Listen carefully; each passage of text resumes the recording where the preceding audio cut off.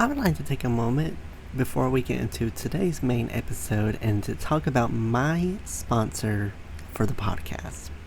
Podmatch is a new podcasting site dedicated to all podcasters. The platform helps hosts get connected with potential guests to appear on their show, as well as allow guests to find podcasts that will give them a chance to share their story. Podmatch offers many tools to help organize your page, from to-do lists to episode planning to potentially appearing on a leaderboard. Podmatch has it all. The best part, you have the potential to get paid. And who doesn't like to get paid from home? I like to. With an easy sign up, you can start connecting with podcasters and guests immediately. I have been a part of Podmatch since the beginning of May, and I have got to say that it was the best decision I've ever made because Podmatch helps your podcast grow. It helps you get connected with people that have very interesting, very compelling background stories that are just waiting for their story to be shared. So if you are a host or guest and would like to start building professional relationships, explore more opportunities, and have your story shared, I highly suggest that you sign up with Podmatch today by going to joinpodmatch.com/lethal venom to start expanding your network in seconds. I would like to give another huge thank you to Podmatch for sponsoring this episode. Now on to our main episode, and again, you can sign up at joinpodmatch.com/lethal venom to begin your podcasting journey today. Hello, everyone. Welcome to the Lethal Venom Podcast, the show where I talk about anything I want with the honest to God truth, no lies told. Today, I'm joined by Mr. Timothy Wienecke. He is going to be joining us today to kind of how to focus your attention on men and kind of have like a thing of like what men need to focus on. So I would like to give a huge welcome to Timothy. Thank you so much for coming on. We've been talking to my listeners. We've been talking for like 25, 30 minutes, and I was like, oh, we need to start doing our interview. We were just talking just regular, and I thought, oh shit, we have to do like an interview. And so, um, welcome to the show. Probably you probably have learned so much about me, but I just really appreciate being here. I like what you're putting into the world and how you're helping people. I'm glad to be a part of it. So share with my listeners a little bit more about what your message is portraying because I didn't really want to do the intro or read the intro because I think it gave too much away. And I would like for it to kind of be like explained in your words about what you do professionally and um some of this kind of what you have done to for men in the past. Sure. So, right now, I'm a licensed mental health provider out here in Colorado. I specialize in helping men, veterans, and first responders build lives worth living. But prior to that, I actually just hit my 10 years of practice, I got a little Facebook notification. So, that was really exciting for me. It means I hit my 10,000 hours. Prior to that, though, I had a lot of different allyship awards for building up veteran programming, for working against interpersonal violence, both in the Air Force when I was an airman and on college campuses, and working within the LGBTQ community and helping them out going all the way back to 2002. And so my whole life, I've been around what people needed and the ways that we're hurting. And it wasn't until 10 years ago that I really made the full transition to just working with men and guys like me rather than going in and trying to be an ally to everybody else. And I still am. Allyship, I think, is really important. I think that's how we come together as a community. But it's also been really nice getting to know guys, getting to know what they need, helping them find it, and making a better world. You help one guy, everything and everyone he touches that gets better, you feel part of, which has been really beautiful. So, with you being a therapist, I know you've had countless number of clients come in, and especially men. What's Mm. something that men struggle with a lot right now, and what is it that we are and that the public doesn't really talk about that they're going through? Well, the conversation's shifting around, so we're starting to have conversations we need to have, which has been really lovely. Guys like Richard Reeves, Scott Galloway, and a few others are having productive conversations about how men are struggling without diminishing the struggles of everybody else. And I think that's been a really beautiful inflection point that we find ourselves in now, where we can acknowledge that just because there is male privilege, right? Guys do have some things going for them. We can acknowledge it's a hard time right now to be a guy unless you're a rich guy. And the main things that people are struggling with is our school systems aren't designed for men. And I think the reason why they used to work, right, was patriarchy. They were slated towards us. Our privileges made it so that we could thrive in that environment because we were only competing with each other. But now that the ladies have come in and the non-binary folks have come in and they're just crushing us academically, they're doing so much better because they're more inclined to sit still and learn than we are. And so that's one. We end up convincing a bunch of young guys that they're not good at learning, which is garbage. We're just not teaching them very well. And then that's leading to this cascade effect where more and more guys are feeling like they don't have a purpose. They don't have a path towards that provider role that we prize so much in the US. And it's really leading to kind of this malaise around young guys and what they want to be and how they want to be in the world. And what's interesting is because of my military background and kind of how I look, I think I'm one of the few therapists that see conservative guys that'll come in. And it doesn't really matter which end of the political spectrum you're on. These struggles are universal. Now, the stories that conservative guys and liberal guys tell are a little bit different about how we get there, but the struggle is very similar. There's a lot of isolation, a lot of unsurety, and a lack of mentorship for guys that's healthy. So, what actually helps people make lasting change while they're doing in counseling? So one of the other things that I think tends to come up a lot is whenever somebody's lonely and struggling, we send them to therapy, right? And that's great. I'm a therapist, love therapy, but a therapist doesn't replace a community. People need good people around them, people that share their values, people that are supporting the changes they're making. So what's really, really powerful to know is that social things are contagious.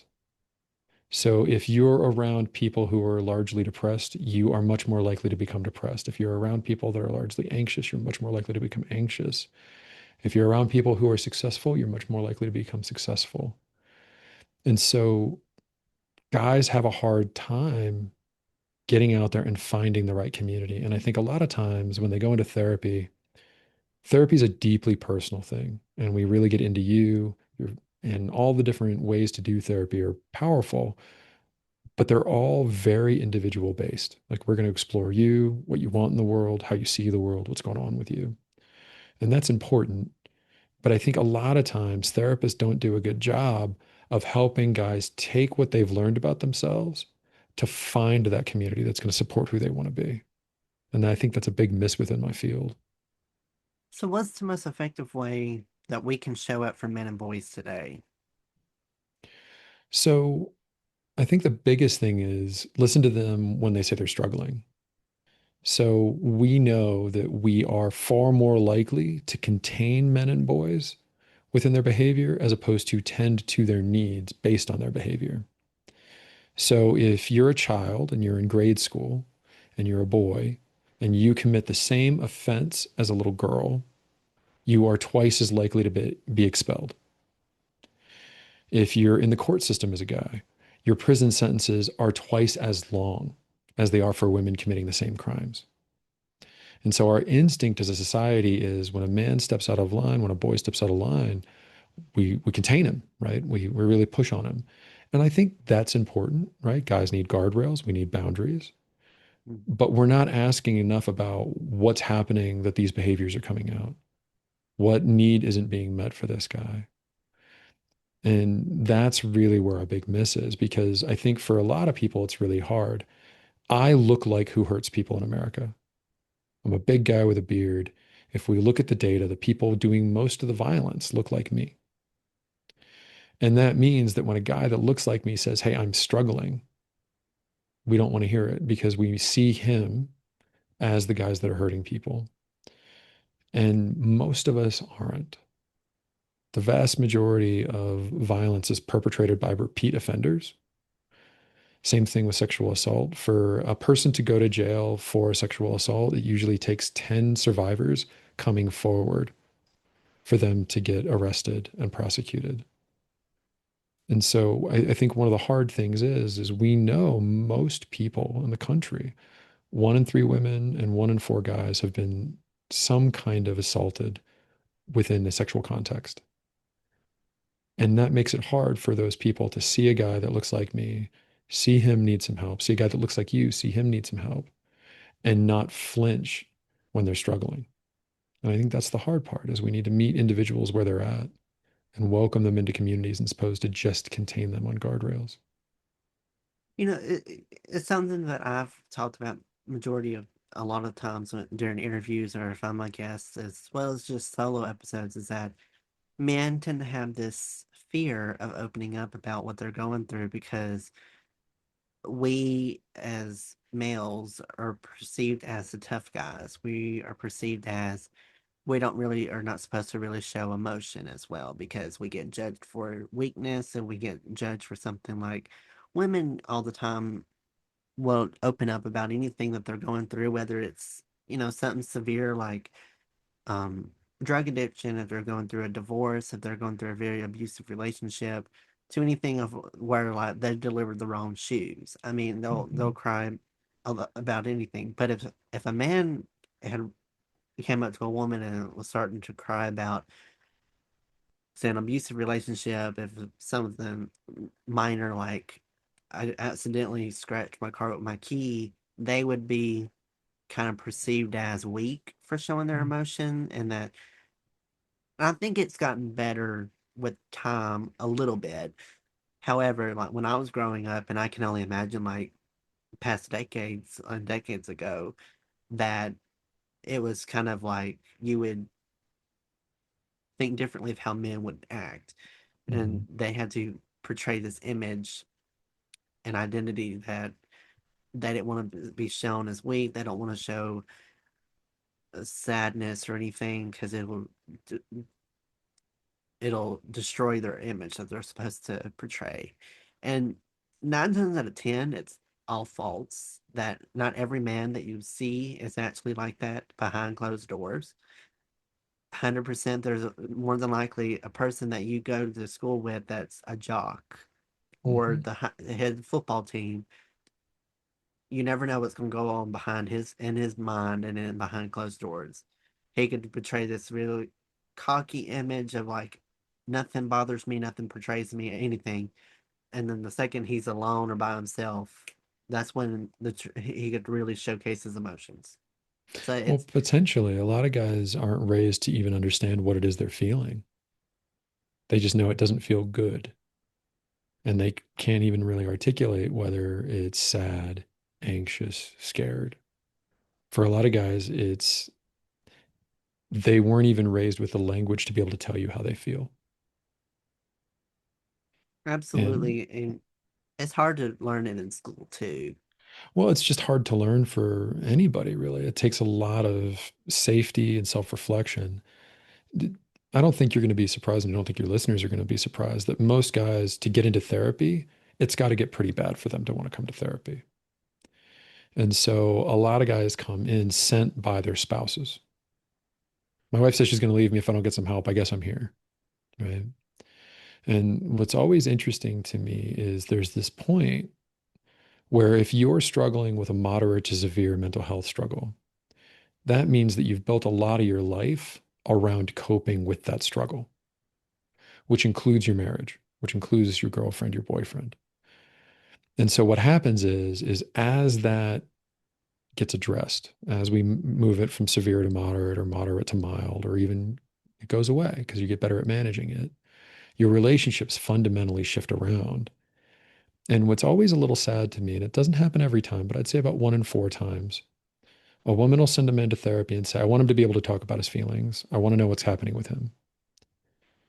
And then they don't accept that he's going to be bad at that while he learns how. He's literally never done it before. He and I are working together. We're giving him some language, we're giving him some awareness, but he's literally never spoken these words about how he feels. And then he cries, or he gets a little bigger than he wants to, or he gets really numb while he's trying to talk about it. And then the spouses are like, wait, wait, wait, put it back. Put it back. I don't like that. I need my stoic guy.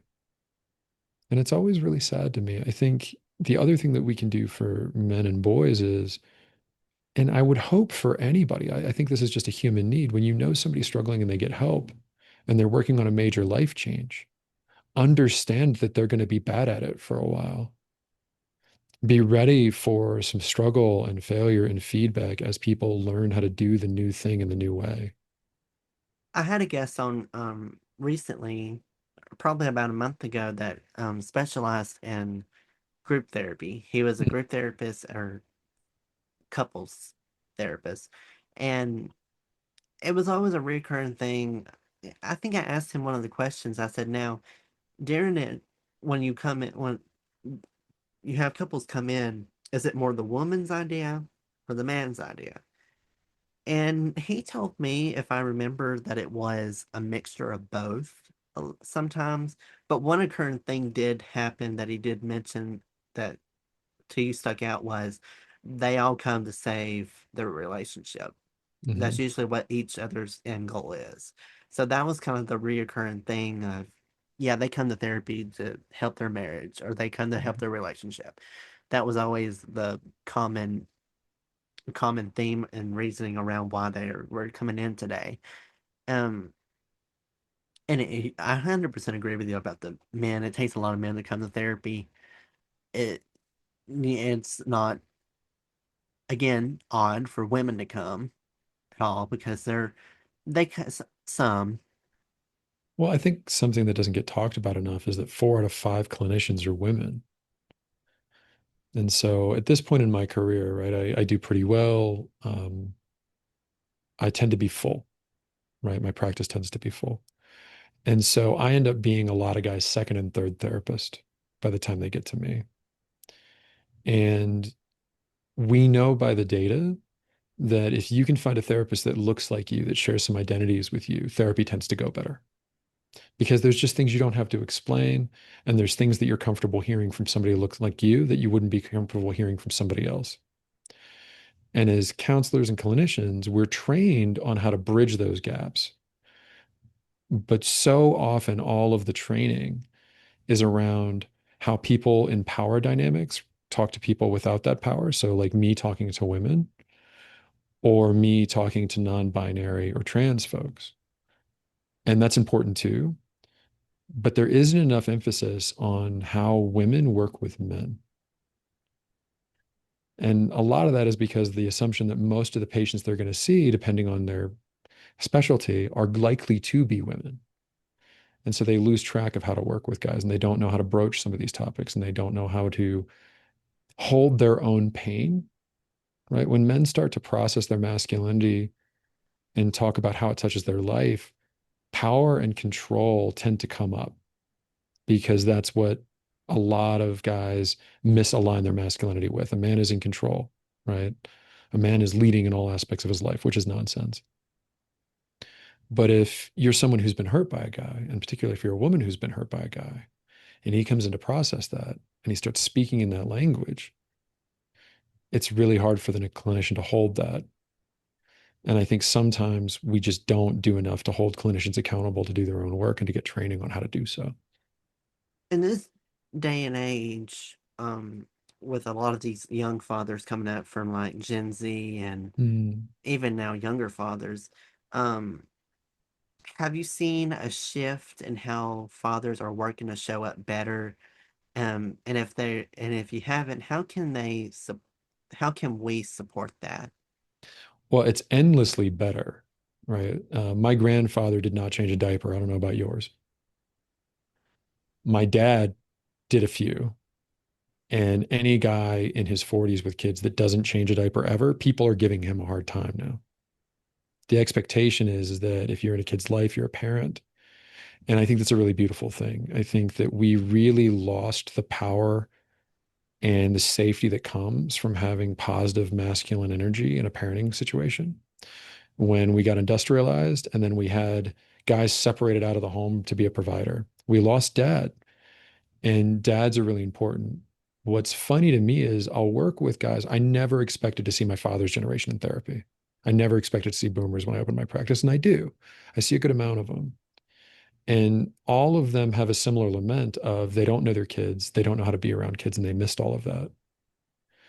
And so now what we have is we've got a lot of guys trying to show up, but we don't have any societal frames on how they're supposed to do it. And women are stretched incredibly thin, right? Because they're supposed to do everything all the time and be good at it all. And guys are just starting to pick up and show up for these things.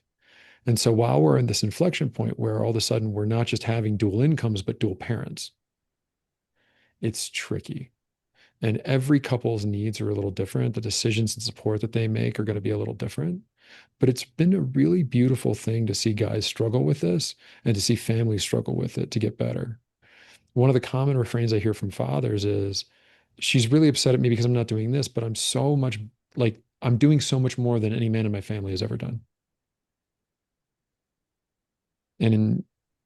I get that people are out of patience, right? And especially when you're tired and you're dealing with everything. But we could be kinder to guys trying to figure it out. This come kind of go back to counseling. When you have young guys come in to Mhm. do therapy sessions, what's the rate percentage of them coming in and they're being raised by their mom and not their father? Like, how many men would you say have come into you during your practice that have been fatherless when they were So if a they're child? older than 40, a significant amount, I'd say about half. And then every decade younger, it's getting better and better. So more and more young guys I see, even if the parents are split, they know their dad, and their dad was around in some way. And so we see that in the data as well. In the 70s, if you were a divorced father, you were very lucky to get every other weekend with your child. The 60s and 70s and 80s, we really treated fathers like a checkbook. We didn't treat them as fathers. Now, in most states, the presumption is 50-50 custody, where it's expected that that father takes his kids half the time. And we're really starting to see the traction of that. And it's really, really wonderful. Kids need both masculine and feminine parenting. And so what's interesting is let's say that it's a single mother. The old advice was like, oh, you need to get a man in the house. That's actually not true. They don't need to get a man in the house. What they need is positive men around their child. And that can be a neighbor, that can be a coach, that can be an uncle, that can be a cousin. As long as there are masculine people around that kid that care about that kid, we come out okay. And yeah, like having your dad in the home and having your mom in the home at the same time, of course, that's generally going to be better. But it is really freeing to realize that there is a lot of different ways to raise a healthy family. And the nuclear family doesn't have to be the way to do it. I think that's been really freeing for a lot of people. It's let a lot of families negotiate things. And sometimes after a divorce, parenting gets a little easier if it goes well. A lot of the guys I work with, they show up so much better as fathers after a divorce because when they have their kids, they're on their own. And so they put better boundaries around work and they show up all in for their kid when they've got their kid. And then when they hand the kid back over to the mom, they can work. They can go play. They can go do all those things where they don't have to be dad. And by having those delineated, it really helps them be better in both areas. You know, you made a good point right there. My father was not around when I was a baby. When I was born, he was long gone. And so I was Mhm. raised by my mom. And Mhm. my mom had moved back in with my grandparents. So the only father figure or masculine figure I had around me growing up was my grandfather. Mhm. So, and it's like you said, some people I think would turn out okay if they have like a family member that cares about them and it's not feminine and masculine things around. Now, do I wish that I had more of a normal childhood of having a mother and father? Absolutely, obviously. I mean, I don't think any kid that is raised by a single parent would not think that.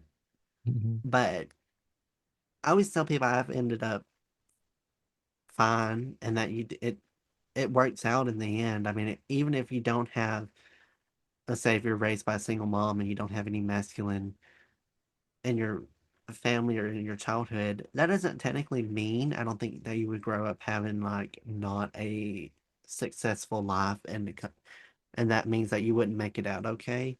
I just think that it would be different and that you would have to Yeah. kind of find it like a lot of the personal stuff that I've learned about that you would talk to your like a masculine figure about. I've asked more about friend wise. I've gone to friends and Mm, asked them about those questions and close family because of just, I guess, for my situation that I'm unfortunately in. I just always would go and like ask my friends like, "Hey, what is this about?" And mm, they would tell me, and I thought, okay, and it's yeah. I think there is no math that we can do and say if you have these factors in your life is going to go poorly or well. But we can say that it's more likely to go poorly or it's more likely to go well if. And the biggest thing I see is when I see a guy whose dad wasn't in the house, who didn't have any masculine figures interpersonally in his life. He never found a coach. He never found a teacher. He never had that uncle that would come in and give him some direct guidance. I see a lot of they lean on their friends, but a 14-year-old doesn't know how to tell a 14-year-old how to be a man, right? right. And they look to what do you call it? Parasympathetic relationships. So your listeners have a why can't I say that word? They have a one-way relationship with you where they feel like they know you because they do. You're really honest, you're really good at being here, but you don't know them and you can't give them direct feedback on what's happening for them.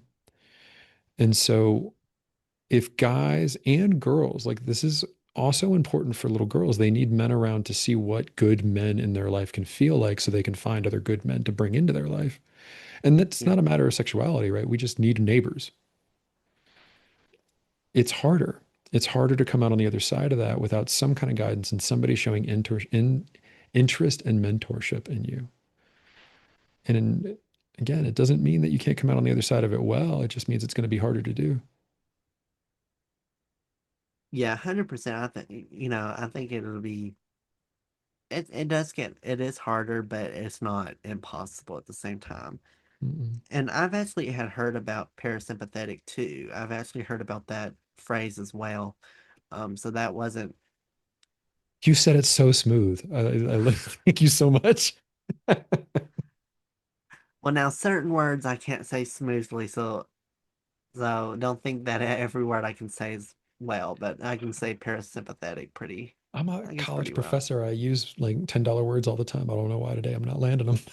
Well, like today, after I had gotten off a phone or like off an interview, I said instead of grown, I said ground, and I was like, Mhm. and it was like my first Oh, interview, and I thought, well, that's goodness. great. If I ever mess up a word first interview, and I'm like, oh, that's gonna be a long day. So for women that have a child that's if they're raising a singular boy, multiple kids, Mhm. and the boys that doesn't have a father, what can single moms do to help their kid that particularly doesn't have a masculine figure around or just Yeah. needs some of that guidance? Well, so I think it's first when we're talking about single mothers, it's important to acknowledge that this is particularly hard for them because they were hurt by a man in a pretty profound and powerful way. If they're a mom and they're holding on to their kid all by themselves and the father isn't around, whatever the reason is, that's pretty traumatic for them, right? And so the idea that it's imperative of those women to go and find another man to bring into their home, that's not okay. We need to move away from that idea. If they do and they find a good man, that's great. But we know statistically the most dangerous thing for a child in a home is a stepfather. Doesn't mean there aren't great stepdads out there, but there's a reason why single moms are hesitant to do that. So I just want to validate that for the ladies listening that are in that position. You're not wrong to be careful and hesitant there. So if it's not going to be a guy in the home, you've got to look for positive men to put your kids around. And this is not just for little boys, it's also for little girls. We need to see people that don't look like us, that don't feel like us, being good people. It's how we develop out kindness. It's how we develop out expectation in our world. And it's how we know how to find kind and good people. And so if you're religious, that's where churches can come in. Athletics is a great place because that's usually a pretty masculine space. There's going to be a coach, there's going to be another dad that maybe is carpooling with his buddy. Those are great places. Sometimes it's prioritizing and advocating for your kid to be in classrooms with male teachers if they exist. They're hard to find, but if there's a male teacher in an elementary school and your son doesn't have a father figure, make sure that you advocate for the school to put your kid in the classroom with that male teacher. Get them around good men. And the ones that show up for your kid, prioritize getting time with them. That's all it takes. They don't have to be in your home, they don't have to be in your bed. They just need to be good men around your child.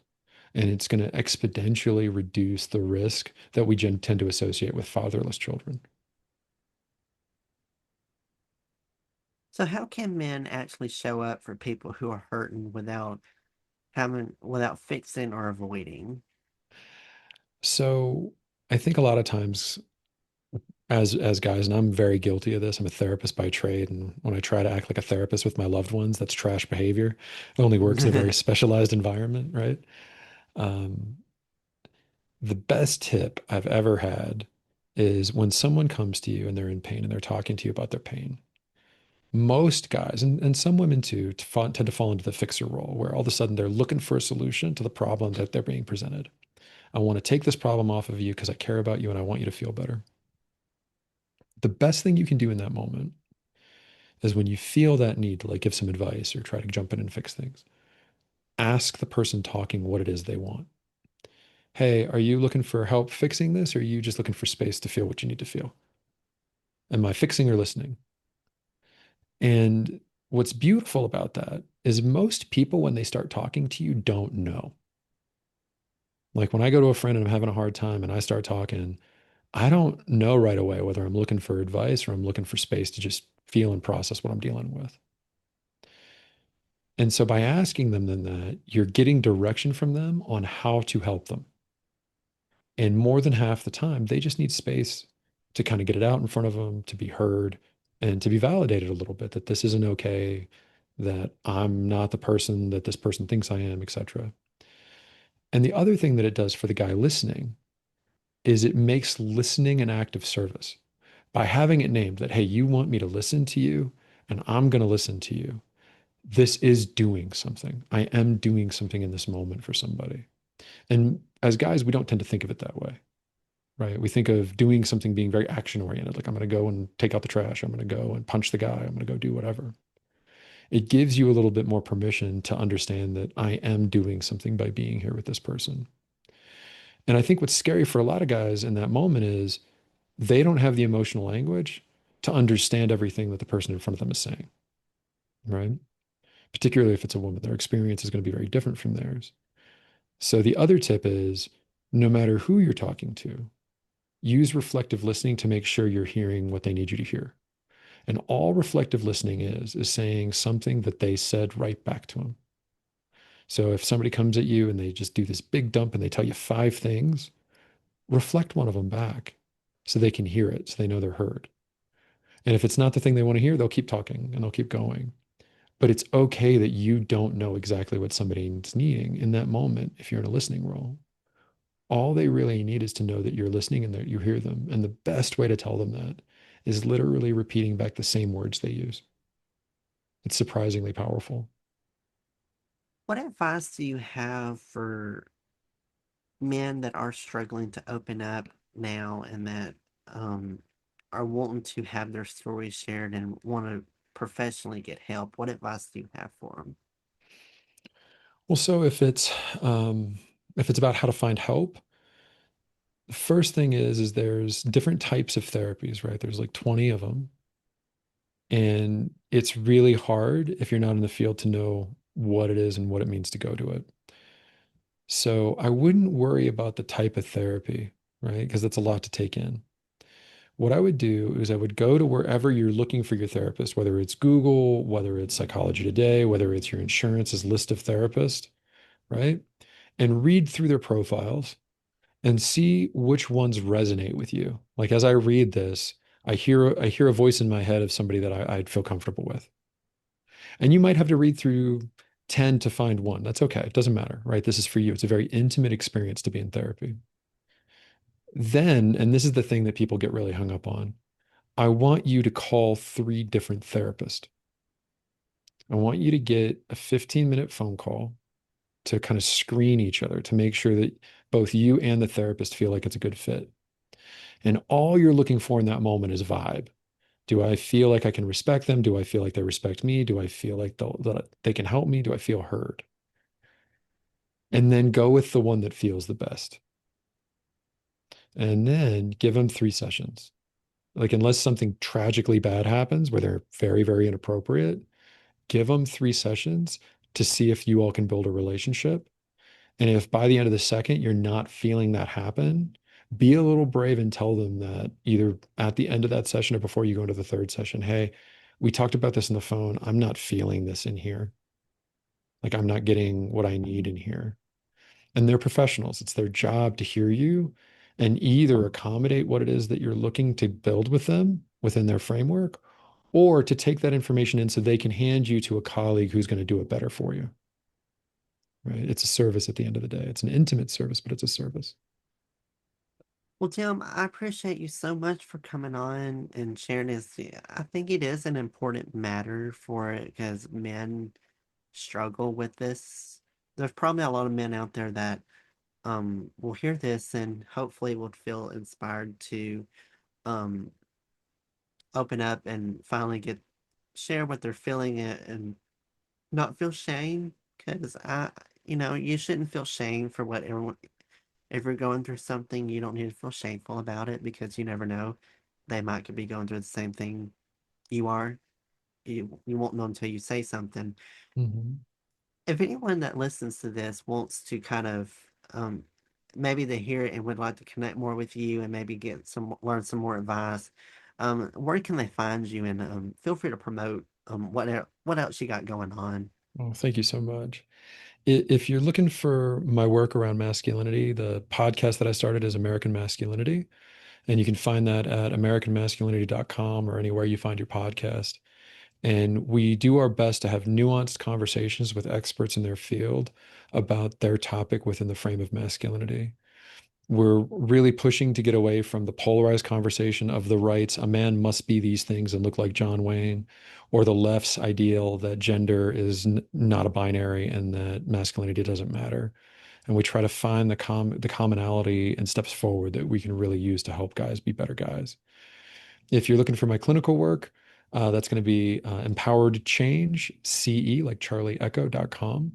And I'll make sure to give you a link to a link tree that covers all the different work, the different tools that I put out for people for free, the different education that I'll do for either businesses or clinicians, and the podcast. I'd love to have some of your listeners come over if you're looking to help men or be a better man. That's who the podcast is for.